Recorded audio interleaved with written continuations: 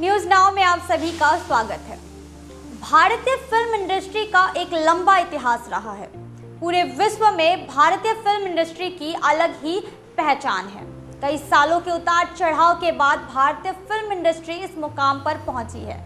आज हम आपको भारतीय फिल्म इंडस्ट्री की पहली फिल्म के बारे में बताएंगे, जिसके बारे में आज के युवाओं को शायद मालूम भी ना हो।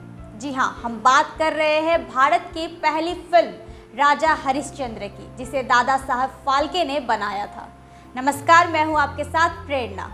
भारत के फिल्म इंडस्ट्री का इतिहास बहुत पुराना और गौरवशाली रहा है।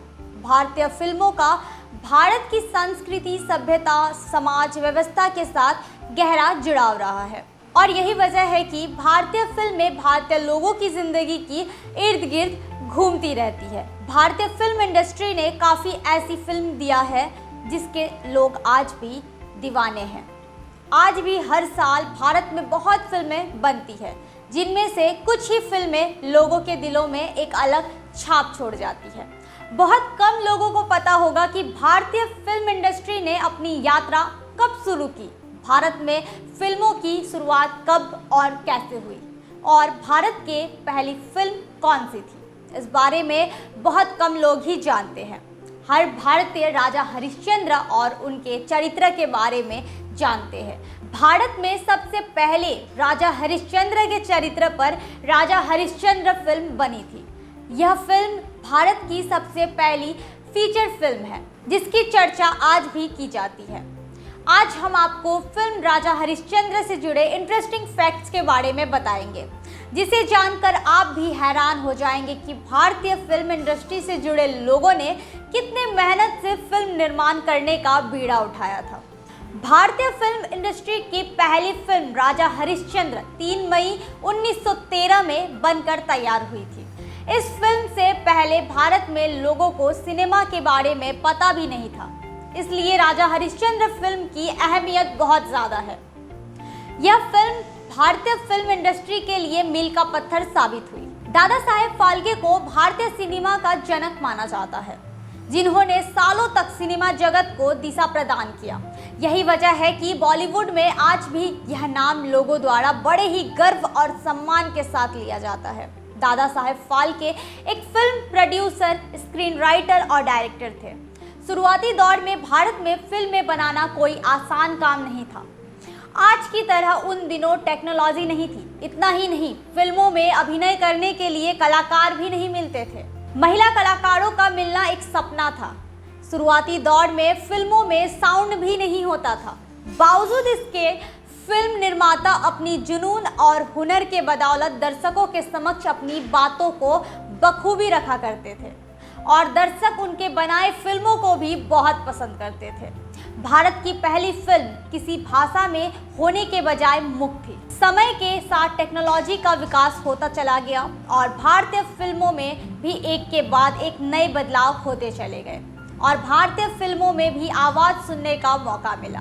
भारत की पहली राजा हरिश्चंद्र फिल्म का प्रीमियर ओलंपिया थिएटर मुंबई में 21 अप्रैल 1913 को हुआ था, जिसमें मुंबई के बड़े बड़े लोगों, डॉक्टर, पब्लिक वर्कर, स्कॉलर, जज, समाचार पत्रों के संपादक आदि को आमंत्रित किया गया। उस समय कोई भी फिल्म 3-4 दिन से ज़्यादा नहीं चलती थी, मगर राजा हरिश्चंद्र पूरे 23 दिन तक चली थी, जो कि उस दौर में अपने आप में ही एक रिकॉर्ड था। सत्यवादी राजा हरिश्चंद्र भारत में चर्चित कहानी के रूप में जानी जाती थी। यही कारण था कि दादा साहेब फाल्के ने इस कहानी पर फिल्म बनाने का फैसला लिया। जानकारी के मुताबिक दादा साहब फाल्के को फिल्म बनाने की प्रेरणा रवि वर्मा की पेंटिंग्स को देखकर मिली थी, जिसमें चित्रकार रवि वर्मा ने राजा हरिश्चंद्र की जीवन को दर्शाने का प्रयास किया था। दादा साहेब फाल्के को राजा हरिश्चंद्र फिल्म को बनाने में काफी पसीना बहाना पड़ा, क्योंकि उन दिनों फिल्म बनाना किसी चुनौती से कम नहीं था। लेकिन दादा साहेब फाल्के ने बड़े मेहनत के बाद इस 40 मिनट की फिल्म को 21 दिनों में तैयार किया था।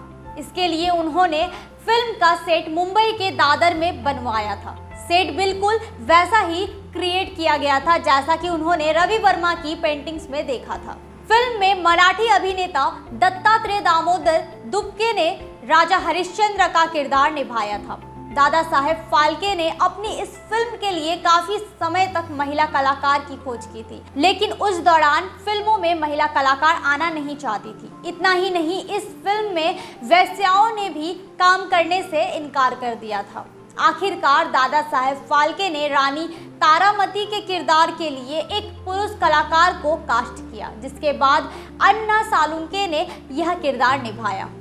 इस फिल्म को बनाने में कई लोगों का योगदान था। फिल्म के निर्माता दादा साहेब फाल्के की पत्नी ने भी इसमें अपना योगदान दिया था।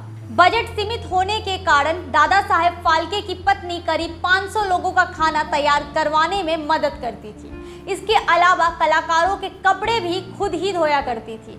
इन सब के बाद फिल्म का बजट करीब 15,000 रुपए तक पहुंच गया था, जो उन दिनों एक बहुत बिग बजट था। दादा साहेब फाल्के के लिए फिल्म बनाना तपस्या और साधना से कम नहीं थी।